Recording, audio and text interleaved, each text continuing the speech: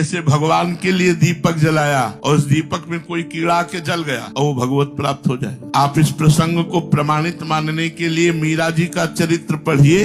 जब उनको भूत महल में रखा गया, उन्होंने जे हुई धूप बत्ती लगाई तो सैकड़ों भूतों का उद्धार हो गया। केवल गंध गई भूतों में तो सैकड़ों भूत भगवत प्राप्त हो गए। उसमें महल में कोई जाता ही नहीं था। तो आखिरी में राणा ने भेजा था कि वहां तो मारी ही जाएगी क्योंकि भूत रहते हैं। वहां उल्टा हुआ, भूत मीरा जी को परेशान करने की जगह सब भगवत प्राप्त हो गए धूप की केवल गंध लगने से। अब ये चरणामृत है, अब चरणामृत में मच्छर आके बैठ गया, उसने जलास पिया, हो गया उसका काम। मच्छर योनि में है लेकिन भगवत प्राप्ति का काम बन गया। किसी भक्त के संयोग में पशु पक्षी रह रहे हैं, अब वो भगवान का नाम कीर्तन कर रहे हैं, भगवान की गुणगाथा गा रहे हैं, देखकर आनंदित हो रहे हैं और वो जीव भगवान को प्राप्त हो। ऐसे कितने प्रसंग आते कि तोता को राम राम पढ़ाने से वो तोता भगवान को प्राप्त हो।